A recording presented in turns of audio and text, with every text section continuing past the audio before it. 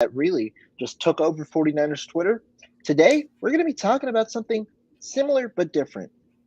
We're going to be talking about the quarterback situation, where they can improve, all after this.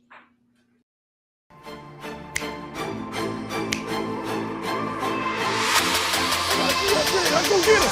Let's go get him today, man. Let's go. Hey, dominate on three. 1, 2, 3. Dominate.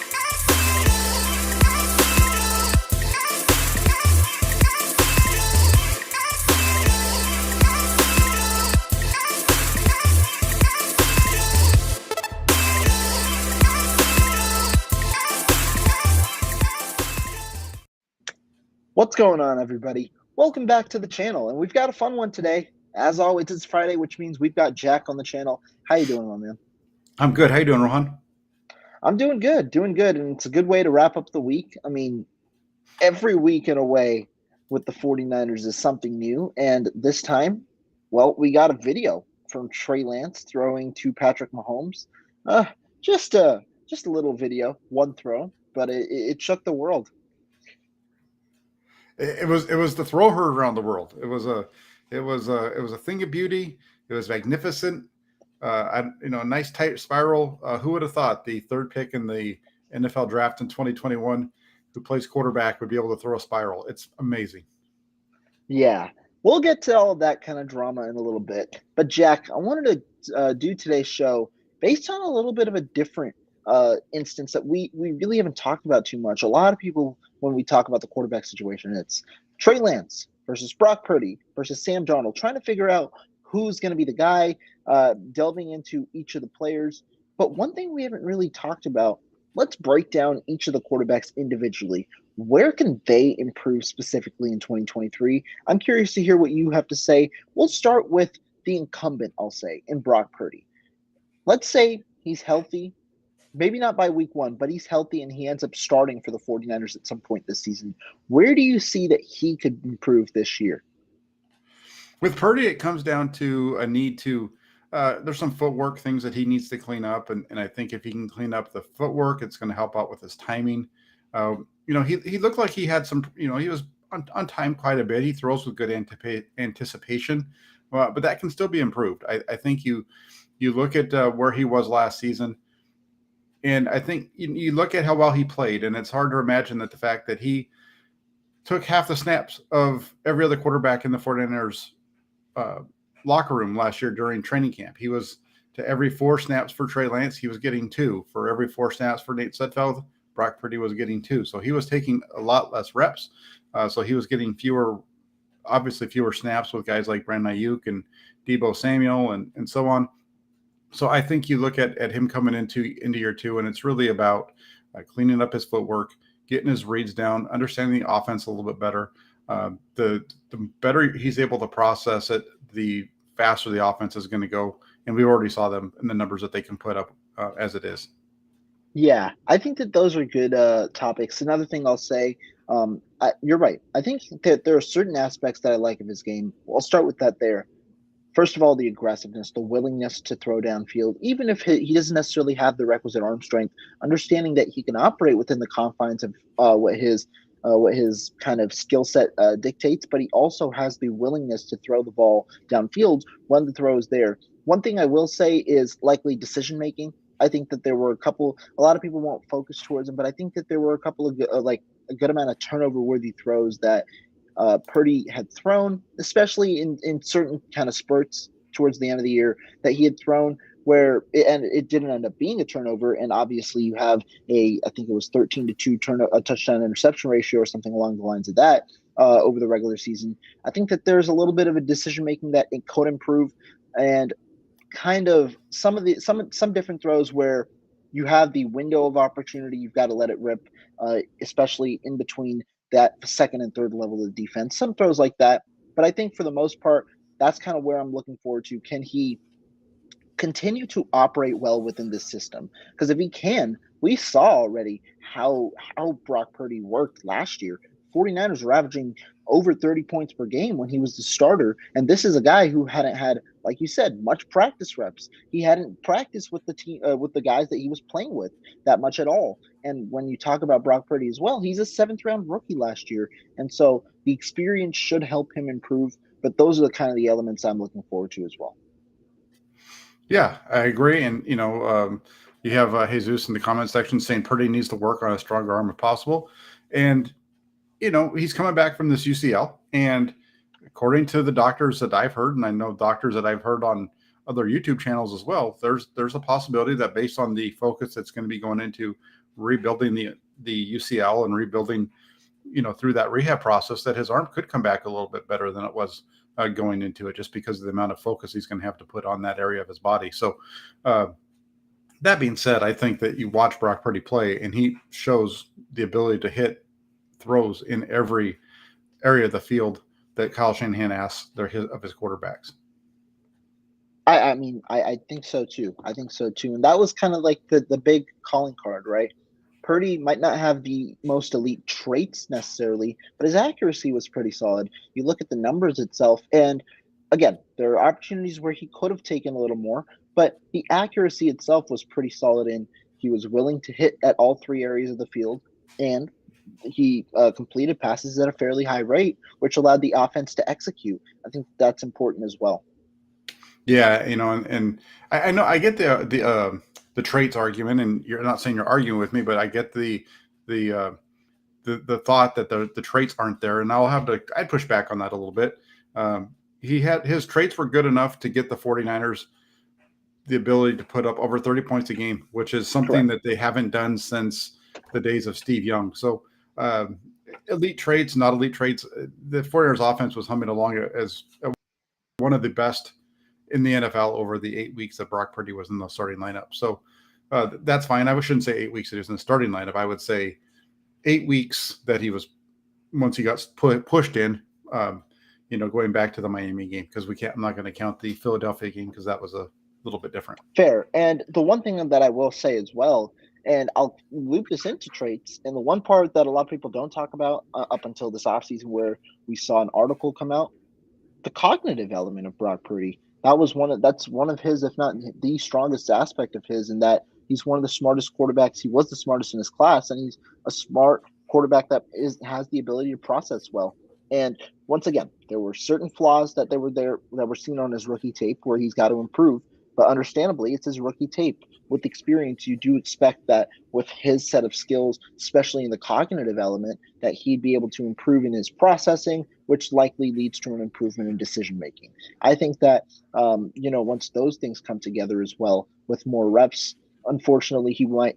We don't know exactly when he'll get the more reps, but with those reps, I think he's got a chance to improve on what we saw last year, which was already an improvement from what we've seen in the past at the 49er quarterback position. Yeah, that's for sure. And on the whole, was it S2 cognitive test? Yeah. On that one, I want to make sure that people realize that that's not really about your intelligence. It's not about your smarts. It's about your ability to see something and react to it quickly. And that's where Brock Purdy thrives. And the reason I want to make sure that that's clear is because I don't want to get into the argument with regards to Trey Lance in terms of how smart he is. I think Trey Lance it's well known that he is very smart. He can get up and he can write anything you want to be shown as far as the playbook on the whiteboard. But there's a difference between the ability to get up on the whiteboard and answer the questions to the coach there, and being on the field and having the live bullets coming at you and be able to make those throws over and over again. And that's the difference. And even on that test, I know Lance didn't score bad. He was still in the elite range. Yeah. So it's an interesting discussion. Yeah. I mean, it's the best case. I know we talked about it a couple of weeks ago when that report came out. It's the best case for the 49ers, understanding that they have two quarterbacks above the 90 range in that above the 90th percentile, which that is. From my knowledge, from what I've heard, Lance was around the 90 to 93 range. Purdy obviously was the highest in his class at the 95 range, which is, I mean, both marks are elite, and that's really good for the 49ers, regardless of who they end up putting out. Even if it's Sam Darnold, we'll get to him in a minute, but regardless of who they end up putting out there, processing, which is a very valuable aspect of a quarterback, it seems like that's an element that these two have a head start on. Absolutely. I agree with you. Let's move on to quarterback number 2, though. We talked about Purdy, the improvement where he could do. Trey Lance, the guy who a lot of people have talked about either in a negative way or in a very positive way. Where do you think he needs to improve? Understandably, given his very small sample size. Lance needs to just show that he can do it repeatedly. So we'll see. We know that he can make um, all the throws. We know that. We know that he can give you a really nice highlight. We know that he can make some of the regular throws too. It's just a matter of doing it consistently. If he can get his percentage of completions up over 60 into like the 63, 64 range, which is a pretty big jump from where he's been. I think if he's in that range, though, you're looking at a guy who could be playing at a very high level for the Flyers. And it's something I think when you look at their offense under Trey Lance, when he's been on the field, it's been very, very rough in terms of being able to find its rhythm. Some of that's Lance, some of that's other guys.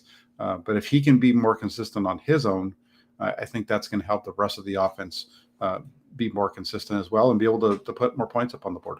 And I think that that's right. The consistency is important. And again, it comes with a higher sample size, which hopefully we get this season for his development. To me, I think Lance, the number one thing is consistency. I'll relate it more as well to accuracy. We saw some of the misses were high, wide, and that comes again with more reps, with more consistency. When Lance is on target, it's a pretty ball. You see how it comes out of his arm with good zip, and it's a pretty ball. But you're right, the consistency has to be there, and really the incorporation of all his talents. That's what I'll say. In that Lance, he's a guy who the 49ers are going to use as a dual threat quarterback. How quickly that system can evolve, I think will benefit him. And I think the 49ers had a good plan last year going into the season. I'm not saying that running Trey Lance 10 times, as many people have claimed, is the best situation for success, but that wasn't the case. I think that they were developing a strong running game, obviously with the circumstances in game one in preparation for game one. And then in game two, it was similar to how the game plan would have been in Lance's start against Houston in his year one, where you run the ball heavily to start and set up the pass, which they did once Jimmy Garoppolo came in the game. It would have been a very similar game plan. And so to me, I think that for Lance, it's got to be consistency, but I think the consistency comes with the full incorporation of his talents. I think that that's kind of the benchmark, and I think the 49ers believe that too. Yeah, it's going to be interesting to see how this whole process plays out. And part of his game is running, and I put out a video a couple days ago about where I think the 49ers kind of missed the evaluation on Trey Lance in terms of what he is. I think part of that is the way that they felt like he'd be able to run.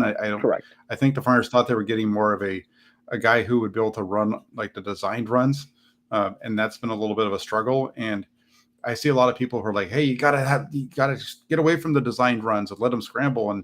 And in reality, he's not a scrambler either. Trey Lance has never. You watch his college film; he's not a guy that wanted to scramble. He was, get in the pocket, move around, find somebody to throw it to, and the last thing he was doing is running. And so, with his game, when it comes to runs, it's typically on design runs. The problem is he doesn't have the speed to get to the edge. So when you're running the ball with Trey Lance, it's going to be up the middle. It's going to be in between the tackles. It's going to be in the area where everybody gets upset about the 49ers calling those plays. So it's, I don't expect Kyle Shanahan to change anything he's doing because of what people are saying on the outside. But I just find it really interesting to watch the way that 49ers fans discuss a guy like Jalen Hurts and how good he is, and then at the same time turn around and tell you that it's a mistake to be utilizing Trey Lance in the way that the 49ers are utilizing him, because quite frankly, if you take away Trey Lance's legs, I think you're taking away a big part of his game. Right, and it's not only about Trey Lance, and we saw that in game two against the Seattle Seahawks in that first quarter. What does Trey Lance allow you to do? It's not only incorporate all those designed runs. You play 11-on-11 football every snap that Trey Lance is there in the shotgun. It's because defenses don't know if Trey Lance is running or not. Lance ran 3 times of the 49ers' 9 runs in that first quarter and whatever you want to call it in that Seattle game. The 49ers got 108 yards on those 9 runs. Lance ran 3 times, and that's not the volume that Lance is going to run at. He's not going to run a third of the 49ers carries in 2023, but he provides you that element of where linebackers have to respect what Trey Lance can do on the ground, which then creates opportunities because then in a way your offense has a little bit of a head start with Kyle Shanahan's play calling and with the way that the blocking scheme is utilized in San Francisco. That's a huge benefit. And the 49ers reaped the benefits early on before the unfortunate Lance injury. And I don't expect that to deteriorate. I mean, obviously not 9 yards a carry, but I don't expect that to deteriorate, especially with more running back talent in the room than when Lance initially was starting in 2022. Yeah, I agree. I mean, you know that he can impact the running game. It showed in 2021. It showed last year. You know, you go back to in 2021 with Trey Lance in the field, I think it was like 4.7 yards per attempt the team was averaging. You know, last year it was probably at a good clip as well. I know I saw the I believe the it was stat that somebody put. 5.5 at the time of his injury. Yeah, and you know they're going to run the ball well if Trey Lance is in the game, and so you know that brings back another point too.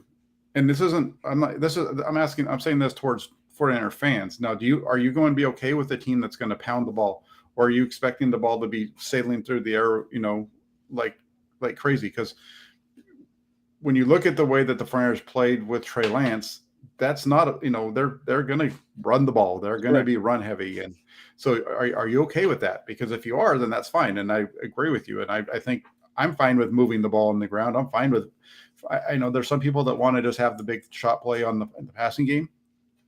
For me, I like to see a team that can run the ball. And for me, if you can break a 50-yard run or a 45-yard run, whatever, or even sometimes a 20, those are almost as exciting, if not more exciting than a big throw. And the reason for me is I like it so much is because of everything that goes into it from the team standpoint. So, you know, it's all about them being able to move the ball. And the biggest thing when we talk about Trey Lance, we're talking about specifically to him. But I will say this, the other big thing that we need to see is if Trey Lance is on the field with the 49ers, we need to see the offense put points on the board because they haven't been able to do that yet with Trey on the field. That is fair. The one thing I'll note is the 49ers, it seemed, had an increased amount of aggressiveness when Lance was on the field, albeit, again, in the shorter sample size. But the aggressiveness doesn't matter, even if it's away from Kyle Shanahan's norm, if you don't have points on the board. That is the one thing that Brock Purdy was able to do.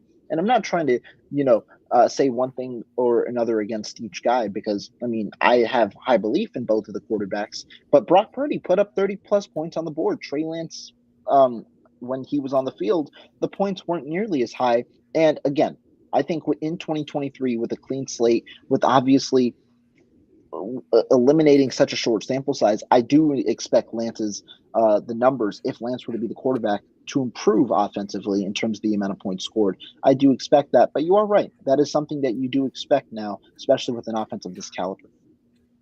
Yeah, and you're right. The sample size is a thing, and that's definitely a part of it. I'm just saying, when he's been out there, we haven't seen them be able to do it yet. There were some struggles with that in camp at times last year. So we'll see. That's the other area. We know that the offense can move and score points with Brock Purdy. We need to see it happen with Trey Lance.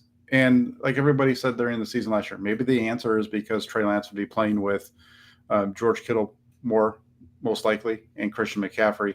Maybe that'll also help those numbers to improve. So we'll see. Yeah. And one thing I do want to mention before we move on about Trey Lance and kind of that system as well, I do wonder how they incorporate the two running back sets, where you have, because we saw a little bit of a sprinkle of that as well. And you talked about the implementation of the running game. Obviously, when you run the football more, you normally tend to take up more time of possession, which normally decreases the amount of scoring, but because it decreases the amount of opportunities overall. But I do wonder what exactly, obviously, the full playbook will be when Trey Lance is back on the field, if obviously in the offseason, that is. Yeah, well, I think the offense is pretty easy to understand. I mean, it's not going to be much different. The passing game is pretty much the same, regardless of which quarterback is on the field. They're going to run the same kind of running plays that they do. The only difference is that every once in a while the quarterback's going to keep it, but they run those things whether the majority of what they do is the same, whether Trey Lance is on the field or it's Brock Purdy or Jimmy Garoppolo or going to coming up this season, Sam Darnold. They're going to run most of the same runs. Every once in a while, there's going to, what you're going to see that's a little bit more. You're going to see a little bit more of the quarterback draw, and you might see them call a few more times where they are asking the quarterback or allowing the quarterback to make the read and decide if he's going to keep it or not. Because I think they run all the same stuff. It's just if it's Jimmy Garoppolo or Brock Purdy, you're not necessarily asking them to run the full read option or read quarterback keep on some of those zone read plays that they run. Right, and the one thing, I do agree with that in that the framework of the offense will be similar. It's obviously some of the quarterback read kind of stuff that'll change. But you brought up Sam Darnold, which leads me to the next category of improvement. Where do you think Sam Darnold can improve if he touches the field this year? I think this is an interesting one because I think it's very similar to what we just got done talking about with Trey Lance. It's consistency because you can turn on the film of Sam Darnold and Sam Darnold and Trey Lance to me are, there's a big argument going on right now on 49ers Twitter from a few days ago about how There's a big argument on 49ers Twitter about how Brock Purdy is similar to Jalen Hurts, right? That's been the big discussion point. I'll tell you, if you want to see two quarterbacks that are very similar in how they are, it's Sam Darnold and Trey Lance. Their skill sets are so similar. It's amazing. You watch Darnold play. He has that ability to run the zone read. You see him run option. You see him running all kinds of different run game elements when he's with the Carolina Panthers. You watch him play with the Jets. Even with Carolina, you see him and his ability to scramble around, which is something that you don't get from Trey Lance. And then you see a guy who's able to make all the throws. Well, and then at the same time, you see a guy who's not consistently able to make all the throws. So, Trey Lance, Sam Darnold, these are two guys who turn on the film, watch some highlights, and they're both going to look the same. It's a matter of them being able to do it on a consistent basis. So for Sam Darnold to improve, it's just a matter of being consistent again and limit the number of turnovers. That's been his issue so far in the NFL. Got better last year with Carolina, though. I think that's an interesting take. I hadn't really ever thought of it that way in terms of those two putting together. And obviously, it's a tough comparison, understanding that Lance has a small sample size and Darnold has the biggest one of the trio. But as for improvements for Darnold, I think it's a majority of it's just a kind of a variety of different factors. And obviously, it's a little clearer to dictate where he needs to improve, understanding that he's had a couple of seasons under his belt. But I think a lot of people also look at him extremely negatively. Is Sam Darnold going to be a top 10 quarterback? No. Is he going to maybe even be a top 15 quarterback? I highly doubt it at this point. But Sam Darnold, I mean, he's somewhere in the back end, bottom 10, somewhere around there, depending on how you want to view it. Had a solid end of the year last year. Not a great start. And I mean, he was in the competition with Baker Mayfield, which he lost initially. And Darnold himself, I think it's a lot of things. First of all, I think it's mental wise. I think he mental wise is where a lot of times he got trapped, it seemed. But overall, decision making is huge. Deep ball accuracy, that's something I don't know if he's going to be able to improve on in general, but that was something that struggled there. I think, though, with the 49ers, a system where you can operate a lot closer to the line of scrimmage in the passing game, I think that might be helpful for Sam Darnold in terms of kind of getting his accuracy up and trying to get more production up if he touches the field. Other things with Sam Darnold, I think overall, I guess you can say processing it a little bit, but I think it's more so consistency. I'm not gonna try and alienate one specific thing. I think it's more so putting it all together, consistency. Obviously, in the best position of his career so far to do that, if he ends up being on the field with the weapons the 49ers have in the system behind him. But I think so as well. Yeah, I think he's. Here's the thing. When it comes to Sam Darnold, who's he played with? He was in New York with the poor guy Adam Gase. I mean, Adam Gase is a hot mess, and there's a reason why he's out of the league. And then the Jets, they get a new coach in there, and he's okay. This is good. We got a new regime coming in, and they're like, nah, we're going to get rid of you. We're going to go in a different direction. So then he ends up in Carolina with Matt Rule, who there's a reason that he got fired not even halfway into his second season in the NFL, and he's back to college now. There's a reason why Joe Brady, who was the offensive coordinator when he first started in Carolina, was gone and ended up in Los Angeles, and we saw how bad he was in Los Angeles. Now he's not even calling plays anymore in the NFL. Now he's a quarterback coach somewhere. So, the coaching hasn't been good around Sam Darnold. You look at the talent around him; he hasn't had very much talent around him. It's very Alex Smith-esque. That's something that a number of people have stated kind of throughout. So, what's he going to be?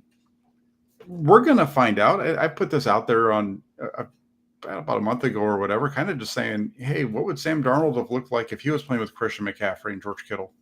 What would he have looked like with Deebo Samuel and Brandon Ayuk and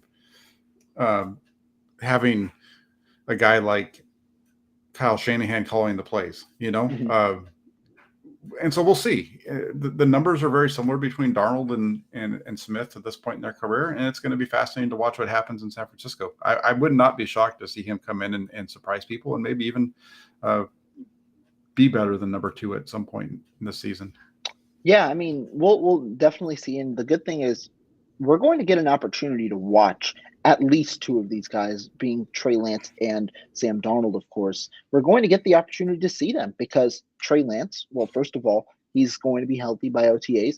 Darnold will also be healthy by OTAs. We'll get to see them both, and I think that I think that's certainly going to be a fun competition. Both should get 1 reps, but like I said earlier this week, I'm not too worried about who gets the 1s and the 2s, understanding that, skill position players for both teams get to sprinkle in. And if you're worried for Trey Lance's sake, he's worked with Jake Brendel over the past 2 years for a majority of the offseason. And the second team during his rookie year, with the first team during his sophomore season. Now in his third year, even if he doesn't get the significant amount of reps with Jake Brendel, there's a rapport already built. He's going to be able to work with the backup. Sam Darnold will get a chance to work with both groups as well. And so I think that it's important to, note that while it's a competition, I don't think it takes away from either player. Yeah, I don't think it does either. I think the amount of frustration that was voiced last week after the comments by Kyle Shanahan and John Lynch about the competition between Lance and Darnold, I didn't really get it. I didn't understand why anybody would be frustrated by competition. I think competition's good, and if Brock Purdy is the guy, not Brock Purdy, I'm sorry, if Trey Lance is the guy he's supposed to be, then he's going to win the competition. It won't matter. And Sam Darnold's not going to take reps away from him. They're going to get the same number of reps anyway. And like you said, the starting guys, they kind of, the ones, I guess you'll say, like they rotate through. And the other thing here too is Kyle Shanahan didn't say anything about them having a competition in training camp. He talked about OTAs. And so, right, during OTAs, is Deebo Samuel going to show up to OTAs this year? George Kittle going to decide to show up for OTAs this year?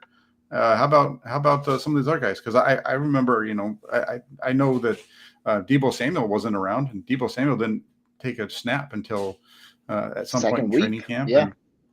And, and I don't remember George Kittle being there during OTAs last year. I could be wrong, but it's not mandatory. It's not mandatory for anybody to be there till minicamp, and I wouldn't expect to see all those guys on the offense there anyway. And the one thing I'll also mention about OTAs, are we certain that Lance is even going to be 100% cleared? Like, we understand Lance is going to be we understand Lance will probably practice, but there isn't a certainty at the moment that Lance will be 100% cleared for the ACL from the fractured ankle, which obviously would indicate that Darnold will likely play a role with if Lance is going to take all the 1 reps and he's limited in any regard. Darnold is going to take the other 1 reps because he's the other quarterback on the roster. I think that could also be something to see. But I do think that the 49ers understand they'll probably get a clearer picture around that June mark, because that's when the OTA period will be over. Brock Purdy's diagnosis in terms of the timeline of his recovery and when he'll come back, that'll be a little more clear in that like 3 months after surgery. And that gives them a clearer picture going into training camp. Who's the favorite right now for QB1? If it's Lance, it's Lance. If it's Darnold, it's Darnold. And how long will they start in the regular season? Because it's anticipated in a way at this moment that whoever ends up winning the job in the offseason will probably start week one. And so I think that the OTA kind of period, I think that the problem will solve itself out at that portion, and they'll have a good understanding of their quarterback situation going into training camp. Yeah, and I agree with it with that, and so it's going to be interesting to see how it all plays out. I'm looking forward to seeing how it all works out. I think between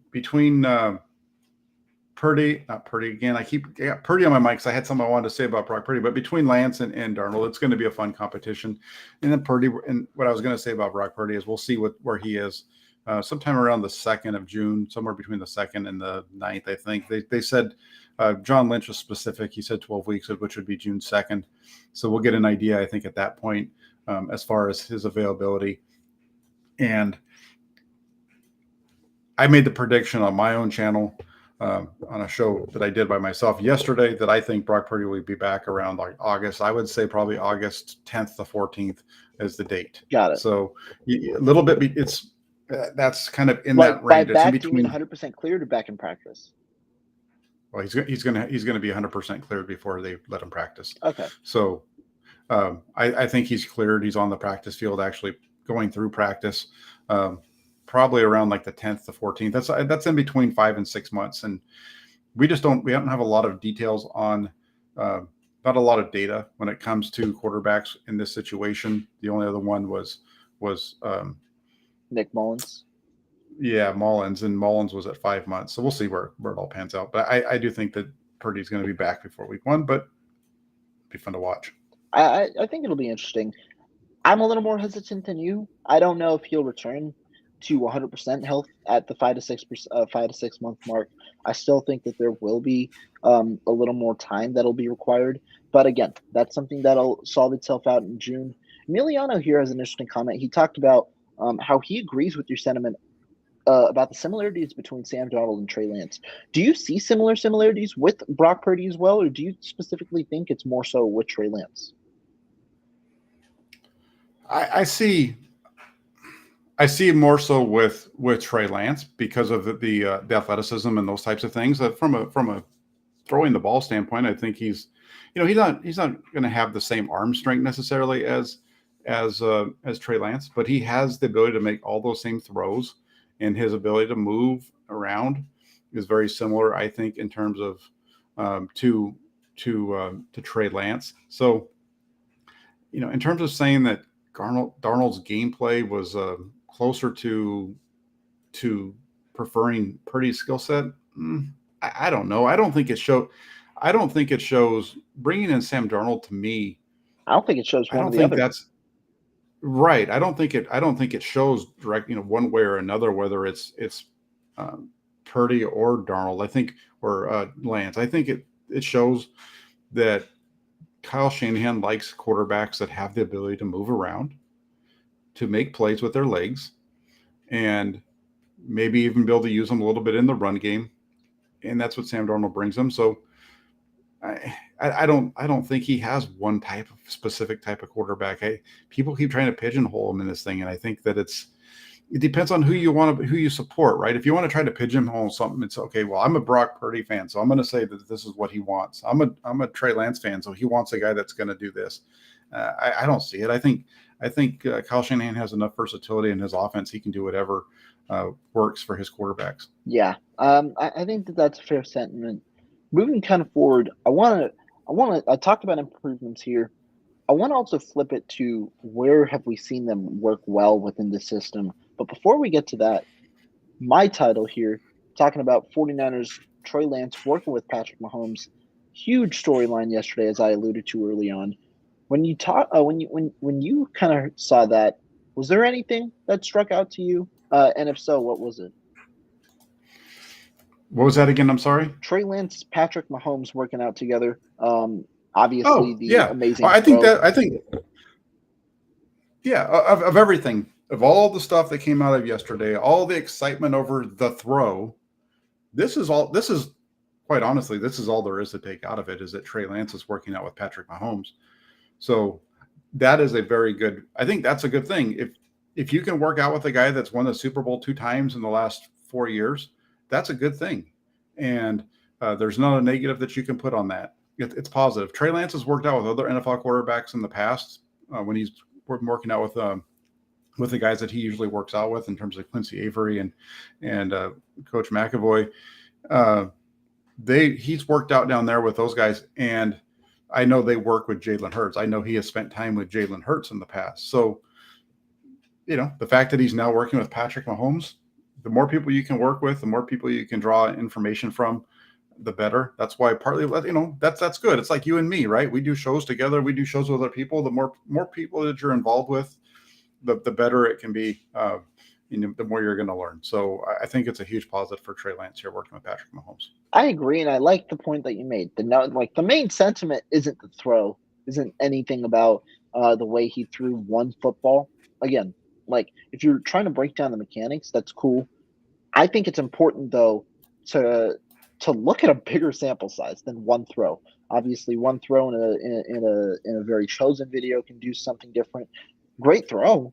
I mean, clean spiral and stuff, but the main takeaway was you're working out with Patrick Mahomes. And I think right now, only good can come out of working out with Patrick Mahomes. Good thing for Trey Lance. I mean, it's cool, obviously, to see him on the practice field. We knew he was throwing a little bit ago before the season ended, that they'd say that it was in about 4 weeks that it would happen. So, I mean, it's good to see him working out. The other intriguing part was that he was working out with Mahomes' quarterback coach. Forget the name off the top of my head, but the quarterback coach was also seen. And I mean, with the way that Mahomes has obviously grown in the league, cool to see him make that transition too, and potentially reap the benefits there as well. Yeah, absolutely. I mean, again, it's awesome to see him working with another quarterback and another. He works with multiple people every year anyway. So, but it's cool to see this because he works with other quarterback coaches. He goes kind of around through different people throughout the off season from what I've kind of gathered over the last couple of years. So I don't think it's any different this year. And hey, the biggest thing is that Trey Lance, we were told beginning of March at the NFL scouting combine that Trey Lance was throwing, and John Lynch said he looks good and he doesn't look like he has any kind of issues. So yesterday we got a chance to see it. We got a chance to see that Trey Lance is healthy. We got a chance to see him throw it. Beyond that, we'll see how it happens on the field. Yeah. Real quick, Lance fully healed. We haven't heard that he's fully cleared. Healed, cleared, two different things. Cleared for football activity. It's good to see him throwing, things like that. I think that diagnosis will come closer to OTAs. That was kind of what I was alluding to when I said he might not be ready or fully cleared by the start of OTAs, that kind of thing. But moving forward in a way, I mean, one thing that I don't think we have talked about was the Aaron Rodgers talk that was interesting. It circulated. That one day was wild because we heard the Kirk Cousins rumor from Mike Florio, and then we heard Aaron Rodgers. I believe it was Wednesday of this week or Tuesday of this week. What did you take away from the entire mess of the rumor kind of situation with Kirk Cousins, Aaron Rodgers? Do you think it's more so a leverage tactic by the Packers? How do you think so? I don't think that that's even coming from the Packers. I just think it's some guy that needed something to talk about. And so, hey, it makes sense. Let's go ahead and let's talk about Aaron Rodgers to the 49ers because, hey, we can do this every year if we want to. Until the 49ers have a number one quarterback that they're going to be set on. We can talk about Aaron Rodgers to the 49ers. We can talk about Tom Brady to the 49ers. We can talk about any quarterback we want to the 49ers. And we're going to get hits. We're going to get clicks. And it's good for our rating. So let's go ahead and let's do it. And that's what we see. We've seen it now since they've been here, since 2021, especially. Last year, it really ramped up. This year, it's there again. It's Aaron Rodgers isn't coming to the 49ers. I would it be cool to see Aaron Rodgers on the 49ers? I guess. Yeah, sure. But it's not happening. Yeah. I mean, when we talk about it, there are so many factors. I know a lot of people brought up the money. Money is important in Rodgers' contract and the 49ers cap situation right now. The number one thing, though, to me, Green Bay is never going to trade Aaron Rodgers to the 49ers. I don't think that that's a possibility. think they'd rather let him allow himself to retire or sit him on on their roster than trade him to the 49ers this year, especially when it won't be for 2023 capital and they can improve their team around Jordan Love. I think that that's a very important thing as well. Interesting situation. I think a deal between those two teams gets set up anyway at the end of the day. Yeah, I think the last place that the Green Bay Packers want to send Aaron Rodgers is to the 49ers. They don't want to send him to anywhere within the NFC. So that's at some point I think this thing gets done. To the Jets. And Aaron Rodgers, the 49ers, again, like I said, it would be cool. I just don't see it happening from a money standpoint for the 49ers. Yeah, agreed here. One thing I do want to say, way off topic here, but I did see this earlier today. The 49ers released their local pro day invitees. Last year, I forget who tweeted it. It might have been David Lombardi. But last year, of the 47 invitees, only one got drafted. Seems to be way different this year. A good amount of those players on that list could have a chance to get drafted. First of all, what do you envision about that change? And also about the positions the 49ers are going after, tight end, safety, they've invited, even a couple of kickers. Yeah, those are the spots that it's pretty clear to see that they have needs at those spots. And in terms of a local pro day, I saw an article come out today that had a list, was talking about some players, and I'll leave my thoughts about that article to myself, because there was a number of names that were put in that list, and then at the same time, as fast as those names are put in there, the next sentence is they haven't been confirmed yet. So you just look around the league, look at the guys that are in the draft right now that are from the Bay Area. You're gonna, if you played at any of the local colleges, you can be here for the local pro day next week.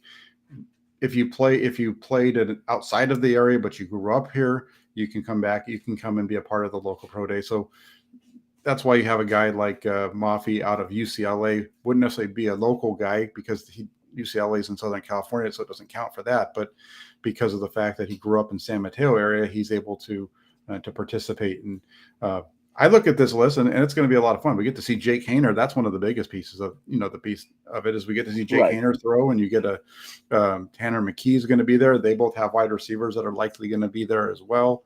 You look at the 49ers and who they've brought in already for their official visits, kickers and tight ends and safeties and all those positions that they need. So, offensive linemen, we need to get maybe a tackle here too.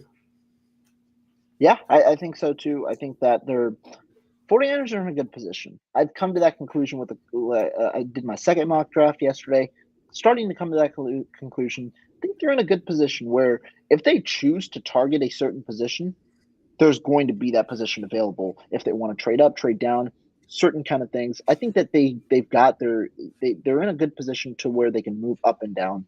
And it's going to be an intriguing draft, understanding they don't have a first or a second round pick, which means there's a lot more volatility in who they select, but also where they end up selecting, understanding you've got the option to move down, and then move back up, move up for understanding you have 11 picks. I think there's so many different possibilities, which is why this draft is going to be one of the more intriguing ones in the Shanahan-Lynch era, especially after you think about last year where they stayed put and they drafted at every single spot they had. Yeah, they did. And I do think that you look at it, what they do is they go through this period that they're in right now during free agency. They fill their holes, and then that allows them just to go best player available at an area of need. So, yes, do they have a hole right now at tight end? Well, not specifically, because there's 3 tight ends on the roster. If they had to play a game tomorrow, that's good. But I think they want to add a tight end. I don't think they want to go into with just 3 guys. And I don't think that, Ross Dwelly, he's not expected to be here long term. Who knows? He's on a 1-year deal. He's been here for 6 years already. So who knows? He might be. But I think like tight end, that's a position that they're still going to want to pick a guy up in the draft.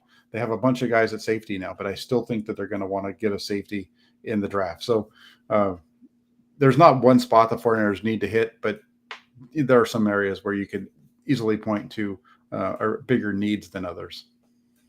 I think so too. I definitely think so too. But Jack, with the draft talk kind of coming here to a little conclusion at the local pro day, I think it's a good way to wrap up today's video. hit a lot of good topics, talked about Trey Lance, Brock Purdy, Sam Darnold, the improvements they could make if they get the opportunity in 2023. That's the way they propel the 49ers to where they want to be, which is the Super Bowl. Talked a little bit about Aaron Rodgers, draft. Any last thoughts before we head on out of here? No, I'm looking forward to next week. I'm looking forward to the pro day on Wednesday. And hopefully 49ers Twitter just keeps producing content and it's quite a ride this last week, in terms of some of the different topics of conversation around here. So one of the good ones yesterday there was one good one yesterday between 49ers people. That was even before the one that happened last night that didn't involve anybody in particular here, but holy moly, the one yesterday afternoon, if you saw that one. It's been a week. I'll say that. If I could say this right now, Rohan, that if I wanted to get into a fight with somebody, there's two things that I could do right now. There's two tweets that I could retweet that would get people fired up. But I'm not in that mood today. It's Friday. I want to make it easy. Oh, man. Yeah, let's go out on a good time. Let's have a good weekend. I'm sure something will pop up this weekend or another with the way this week has been. But, hey, 49ers community, we appreciate all of you guys that give the support to both of us. Thank you guys. Be sure to subscribe to both channels to continue seeing this content. The links are in the description. But Jack, as always, I appreciate your time. And guys, we'll be back next time with another nice video next Friday, likely. Hey, and real quick before we go, like Luke Walsh says over there, inside the 49ers, how about putting together something with a 30 visit list? It's there. Lukey, it's there. You just got to go check it out. I posted it today. It's not a 30 visit tracker, but the players that have visited so far are listed there along with other players that the 49ers have met with throughout the process so far. Not every one of them, but at least the ones who I think they're more interested in than in others. So check it out. See what and it's going to be there and keep an eye on the 49ers inside the 49ers. .pressdemocrat.com. That's the blog there inside the 49ers because there's going to be more draft coverage coming up, including some mock drafts and those types of things. Perfect. Be sure to check that out. Santa Rosa PressDemocrat.com. A lot of good work there. Be sure to check out where I work as well, 49ers Web Zone. But guys, it's been a fun time. A lot of different content that's coming out, not only this past week, but going forward as well as the draft nears. Jack has you covered. I've got you covered. So stay tuned. Be sure to subscribe, and we'll see you guys next time. All right. Thank you.